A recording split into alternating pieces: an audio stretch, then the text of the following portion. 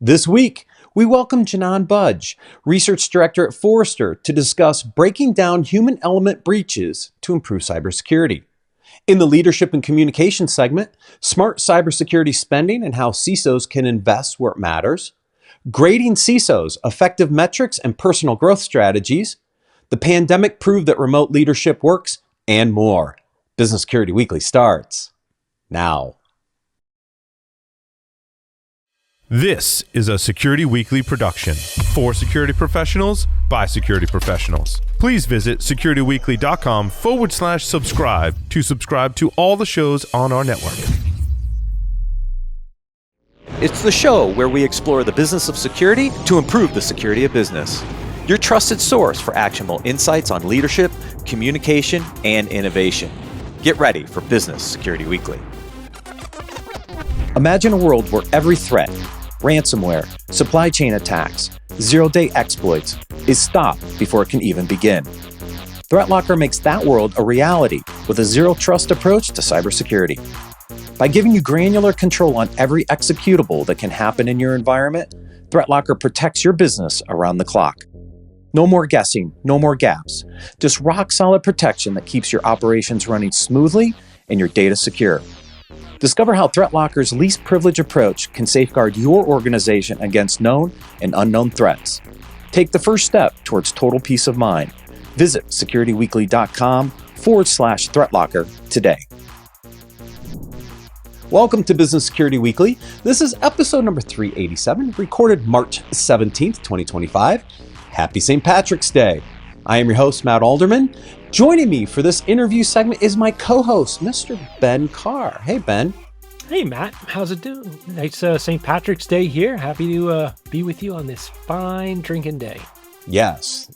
And then, of course, I gave up alcohol for Lent, so I have non-alcoholic Guinness in my fridge. That was not a wise choice.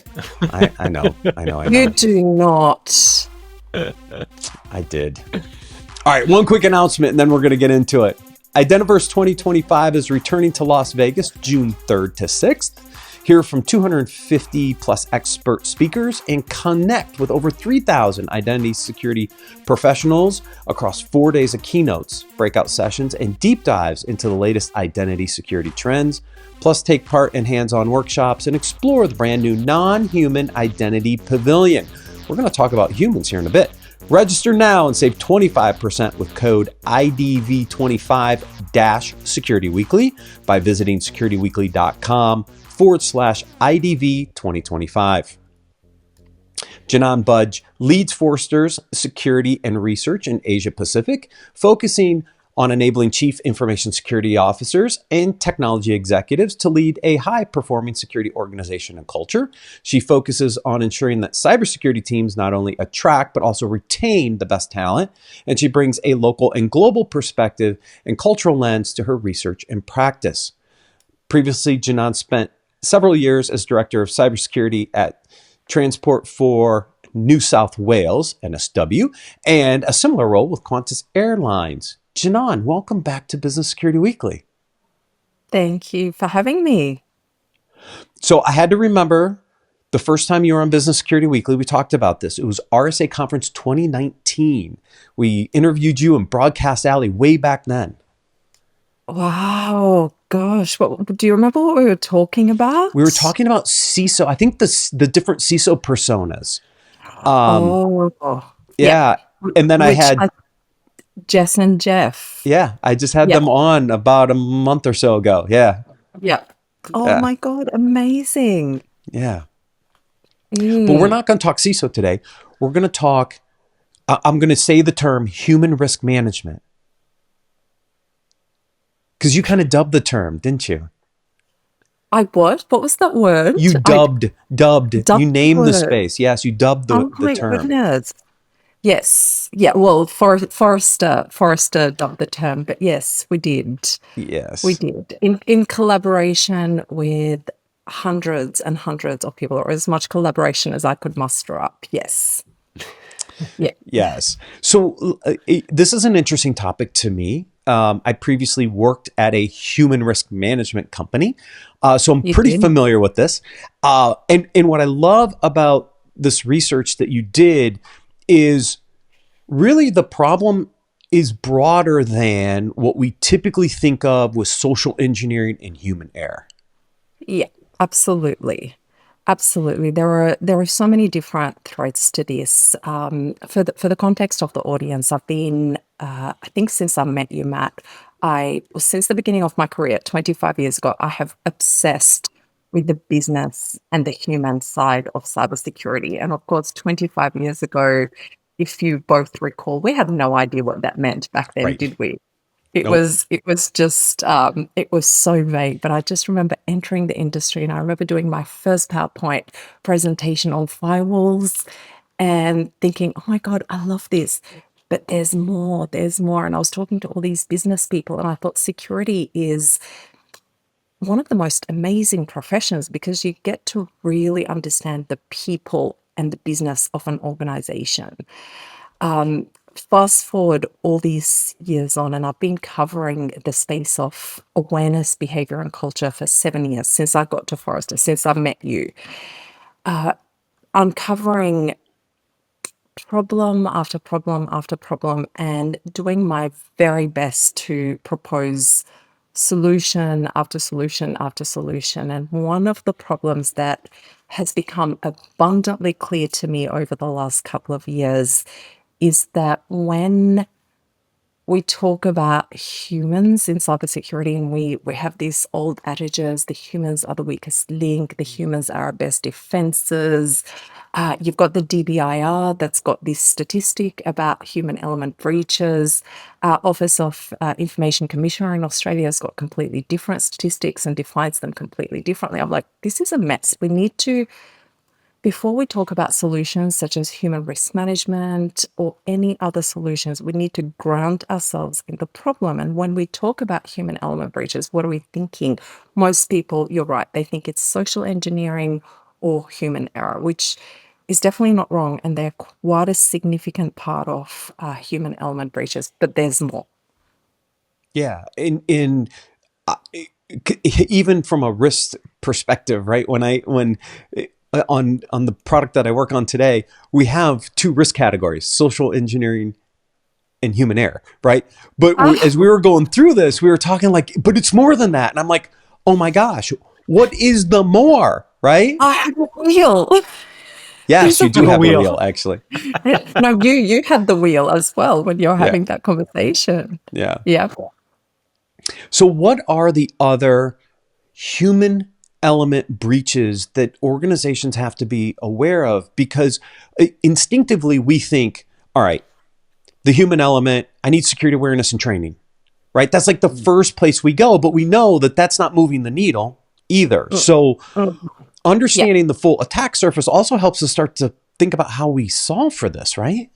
That's right. So let's start with that. And it's a really I will start by sharing what the other categories are. So we ended up uncovering 8 broad categories. We call them human element breach families, for lack of a better word, when we started working on this. And we started collecting. What different publications were defining as human element breaches. We started collecting what awareness and training vendors and my end user clients, CISOs, were trying to train their organizations on. We started collecting threats, breaches, and we built this massive library. Thank you to my research associate, Chiara Brogato. And we ended up social engineering, human error, loss or theft of physical assets, social media compromise, malicious insiders, of course, deep fake scams, generative AI misuse, and narrative attacks. And we tried to keep definitions as simple as possible. So they are breaches that are caused by and to humans. And we looked at it from the lens of human behavior. Attackers can target humans in so many different ways now, as we all know. And us humans behave in so many different ways that expose ourselves and organizations up to attacks. So they're the 8 broad categories. And we had to pull everybody almost from the security and risk team to help us out and to help third eye us. Is this, do you think that's where this falls? No. And it was a really, really amazing exercise, really, really challenged us. So you said a term that I want to talk about a little bit: behaviors, right? Yes. Behavior is part of the challenge, right? And there's belief out there that if you understand how behavior works, that you can actually change behavior. But the way I've seen this approached is through security awareness and training, not necessarily. And so, what does it take to understand behavior so that we can either influence or change the right behaviors, right? Because the 8 categories that you talked about are extensive, right? Generative AI being used to craft more highly sophisticated phishing emails, for example. Like, if you're not, the old phishing emails were easy to detect. These new ones aren't. Like, you have to change the way you think about this stuff. How do we start to solve for that, Jinan? Yeah, and just for completeness, when we're talking about generative AI misuse here, we're talking about the way that employees within organizations are accidentally misusing generative AI. So putting personally identifiable information in there, for example, generating code with AI. So it's that lens on it. It's so interesting that you asked, Matt. When I first started my career as an analyst, or back as an analyst, I used to sit in at all these vendor briefings to listening to an answer of exactly your question. I used to see all of these, the forgetfulness, the forgetting graphs, all of this science about behavior change, all of this psychology, which absolutely fascinates me. In parallel, I had a teenager. And for anybody who has a teenager and is asking that question about, oh my God, Changing behavior. maybe if I can understand this behavior, I can change it. This is not how it works. And I am my very own failed CISO in my family. I've tried all of the education, I've tried all of the things. And I think ultimately, when I started seeing a data-led approach to measure, to manage, to detect, to respond to human behaviors, I'm like, bingo. I could never go back to seeing all of the different, very creative ways that we have tried to address this problem in the past, which I used to love. Right. And so, Ben, did you have a question there? Sorry. No, so you mentioned the 8 categories, and the question you brought up, Matt. I want to ask, like, when we think about humans, one of the things that I harp on a ton, and I think is the downfall of so many security programs, is culture. And I think you used that culture word really early, right? And I'm wondering, where do you fit that in, right? So it's not necessarily a cultural attack or, cultural exfiltration of data, but culture impacts this a ton, right? And if culture is done wrong within an organization, it's almost a self-compromise. Like you've set the groundwork up so poorly, or you're almost forcing people to work in a behavior that's not effective or positive for the organization, that in and of itself, is it a breach? Is it an issue? Like, where do you fit culture into this? Yeah, it's so interesting that you picked out on that word. In my early days as an analyst, and in fact, my whole career, I was culture obsessed. I have slowed down a little bit right now on the culture part, just while I just needed to see how human risk management stitches together and to answer your question exactly in a little bit more depth. But here's what I think right now. I think the way that we were trying to instill a security culture in the past via engagement, via influence, it's super important, right? We had to do that. In fact, I've led 2 quite significant cybersecurity programs, and I deeply believe that the culture that I tried to instill all the way from executives to employees was the key to success in everything, in getting budget, in getting advocacy, in getting buy-in. But I don't know that we can continue to instill a culture in the way that we were before, which is by training, which is by try to win Oh, hearts and minds completely, engagement, completely. right? So for me, this is a huge part of the cultural equation. When I think about what you can do with human risk management, and I would love us in the show notes or whatever to please put up the formal definitions.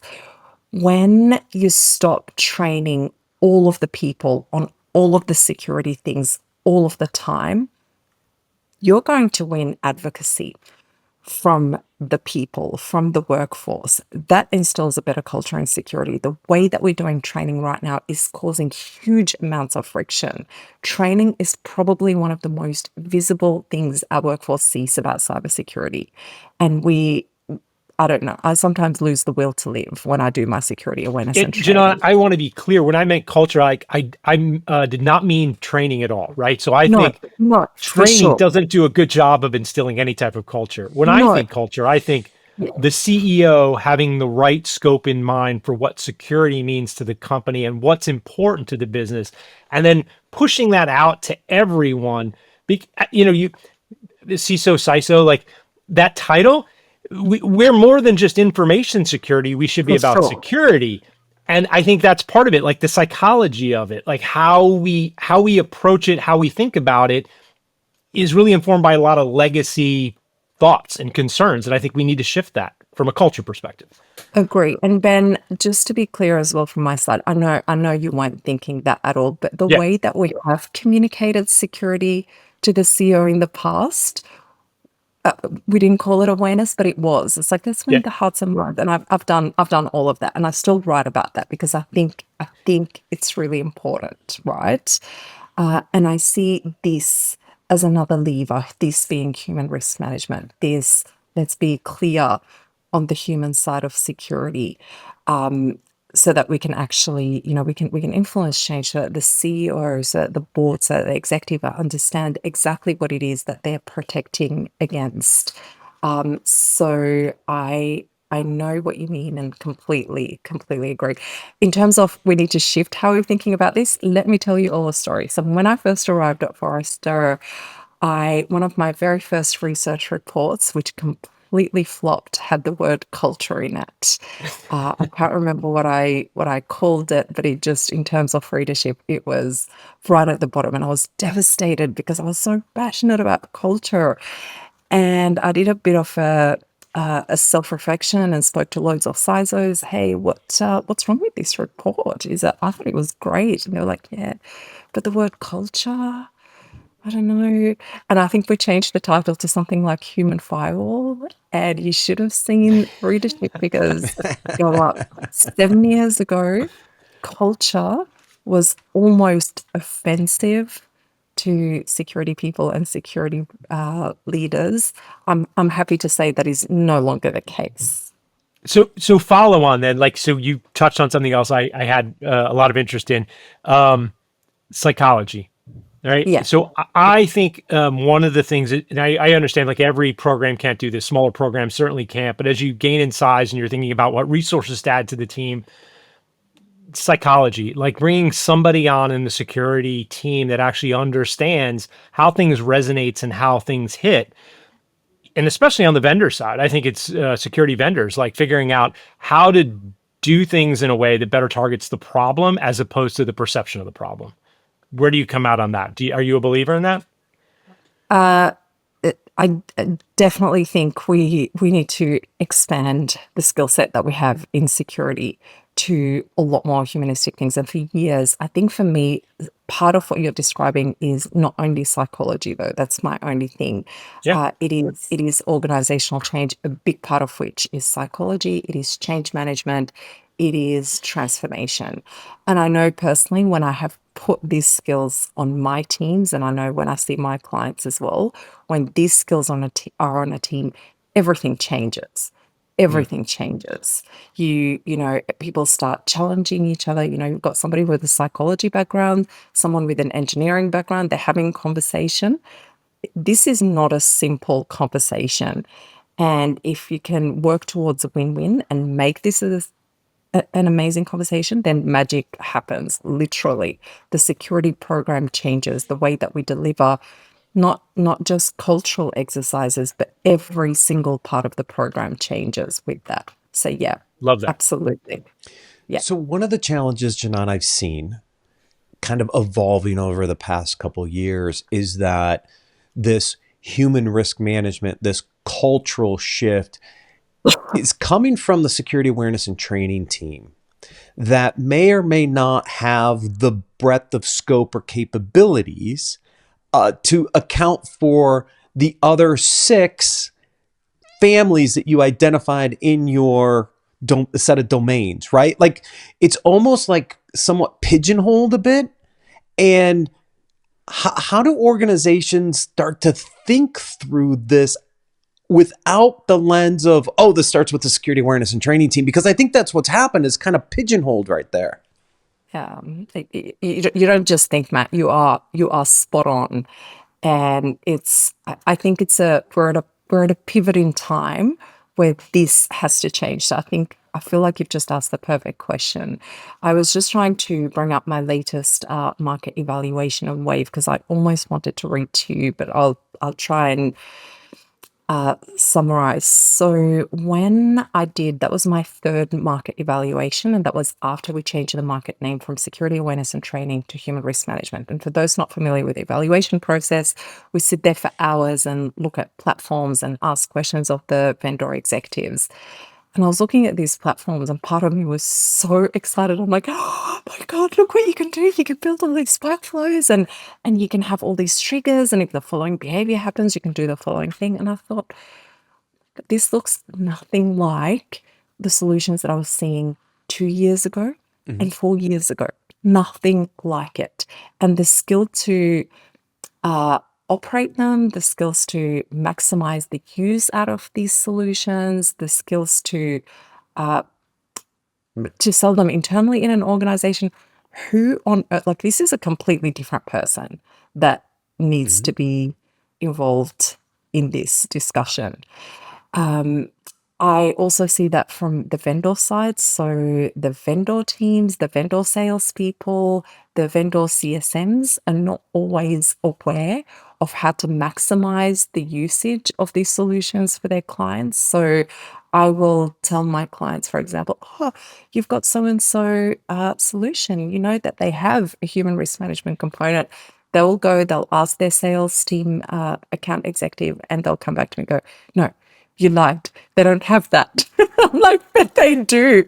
Either they lied to me during the demo, which, oh my God, like, which part of my job have I not done properly here? Or, so there's don't know. there's such a change management journey, I think, for vendors to go through. But for us as well in organizations, I do have a really lovely counterexample to give to all of this. So one of the things I'm starting to see more and more often is the security awareness and training people who end up with this. They end up getting asked all sorts of quite valid, challenging technical questions, but we've got this in our insider risk solution, or what are you going to do about generative AI? And they sit together in a room. Like, literally, they sit together. I'll sometimes be invited, and they start having this conversation about what human risk management is. And it's amazing. Not very often in my career have I seen so many different disparate parts of cybersecurity come together to achieve a goal. And that is the brilliant flip side of all of this. How do we get there?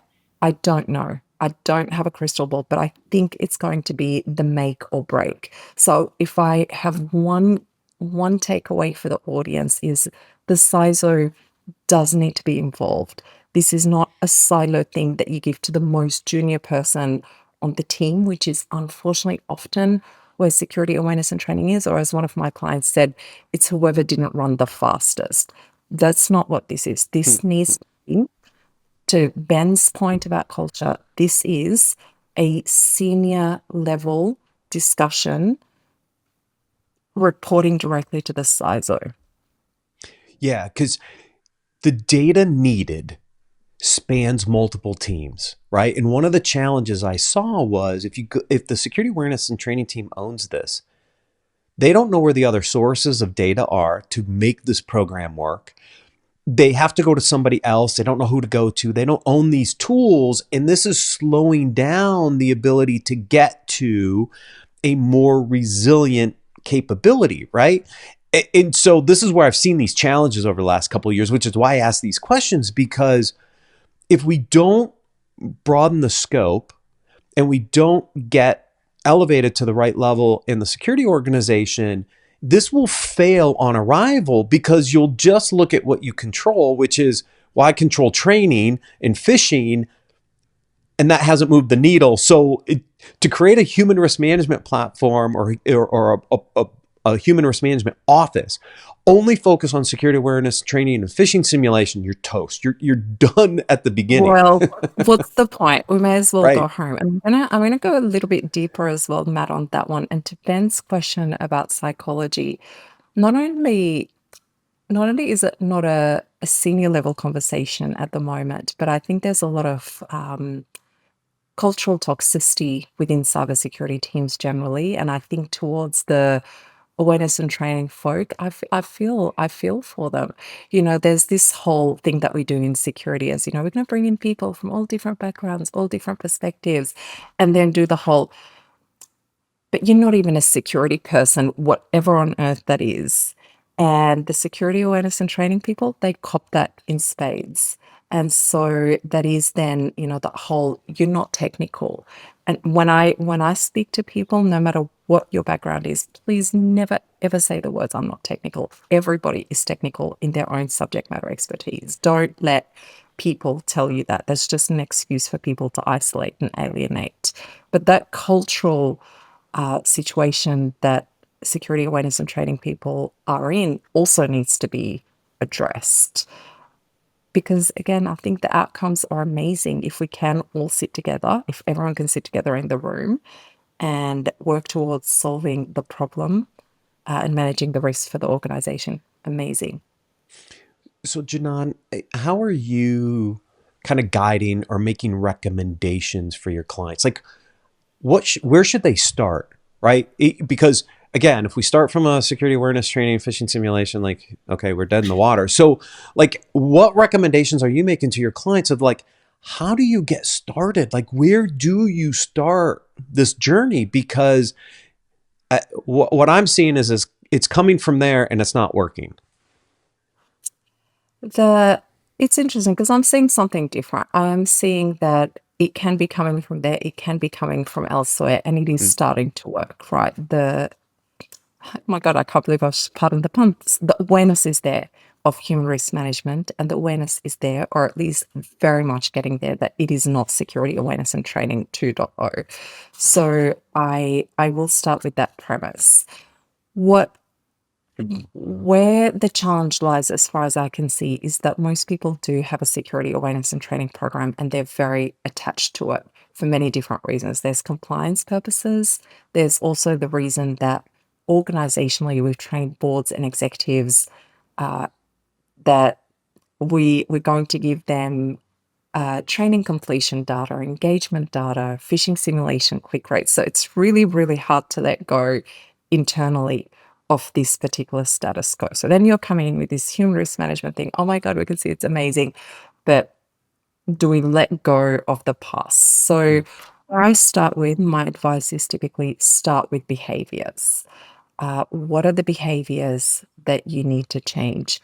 Start with the wheel. Start with the human element breaches and prioritize which ones, there's 25 of them in those 8 families. Which ones of these are causing you most pain at the moment? Which ones are you getting questions about? Which ones are showing up in your incidents, in your threat intel feeds? That's going to require conversations with everybody on the security team. Identify 3 to 5 behaviors that you want to change.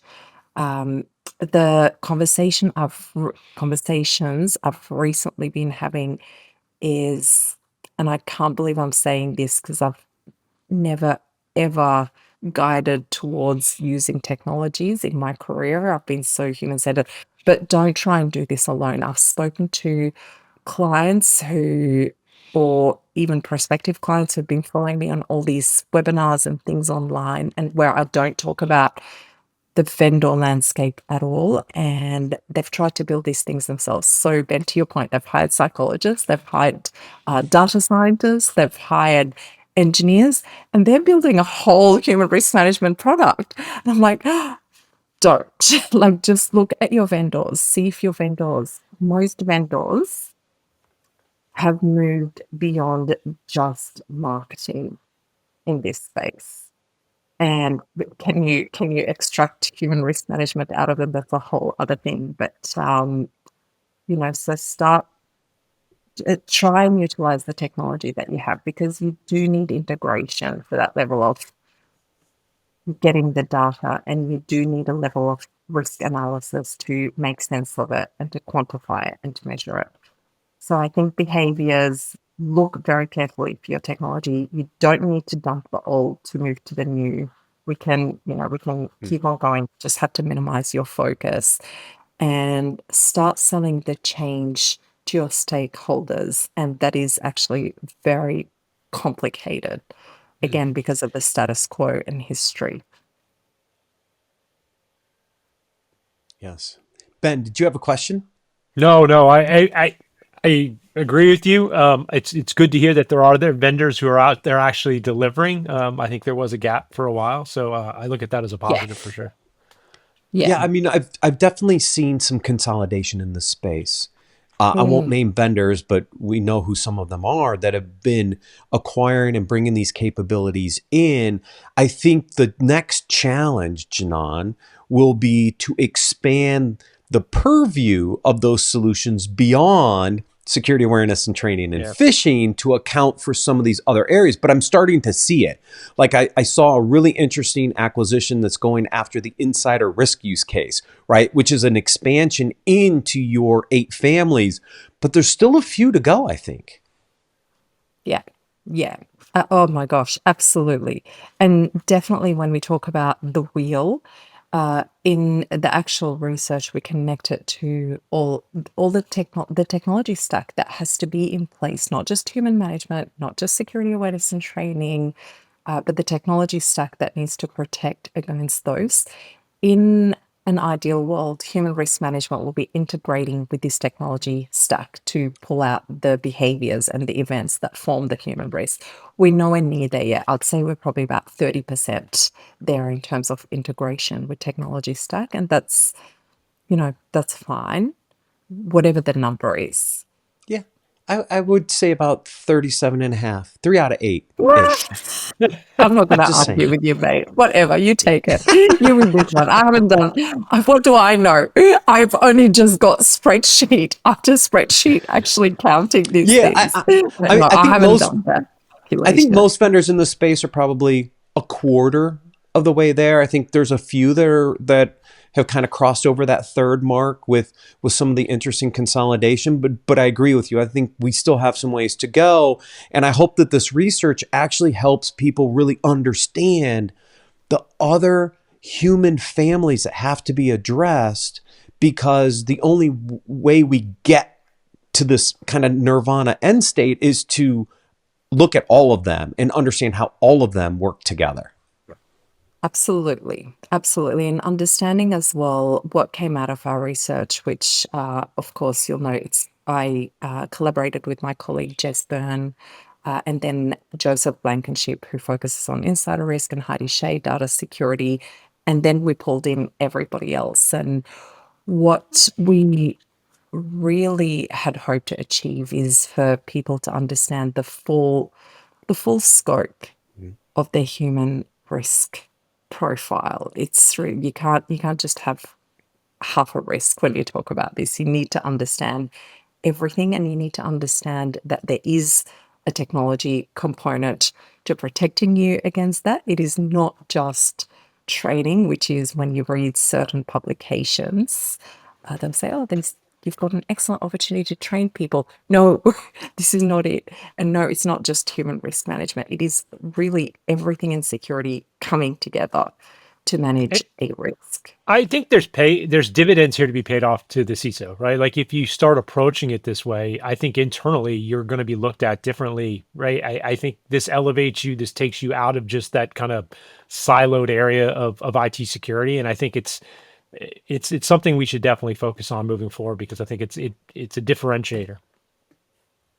I would love to agree with you. I mean, yes, but what I am also seeing is even our senior executives, then they are so trained now in the status quo. They are so trained Yes, I know.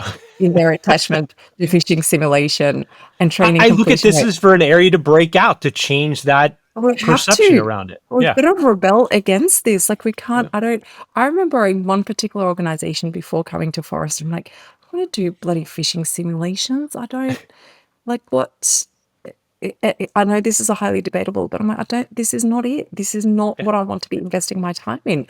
Right. But the executives are like, well, what else are you going to do? And the ROI is super low on the traditional approach. It just doesn't work. Yeah, but what else are you going to do? And so to have a conversation to say to them, hey, that thing that you've been doing for the last 10 years that we convinced you that you must do it. Remember, we didn't used to do anything human related until training and phishing. So let's not diss them too hard. We did nothing. And then we convinced everybody that this is, we have to do this. And now to go back and go, there's actually a better way. Like it's hard. It's hard. Yeah. It's tough work. Yeah, we actually on the next segment cover a story around where to put security investment. And I'm telling you, it's not continuous security training at all, because that's not where it's at. And I think, Jinan, we talk a lot about risk management on this show. And what I think the 8 families and the 25 kind of scenarios break out into is, where is your highest risk? Yes. Use that to prioritize how you approach this problem and spend the money in the right places around a risk conversation, not a compliance conversation, which leads you down a security awareness training and phishing simulation path. Yeah. Perfectly put. Thanks, Matt. Well, thank you, Jinan. Thank you for joining us on Business Security Weekly. It's such a great way to catch up with you. You too. Thank you so much again for having me. Always a pleasure. We love the Forrester analysts. We're going to take a quick break and then cover the leadership and communications articles for this week.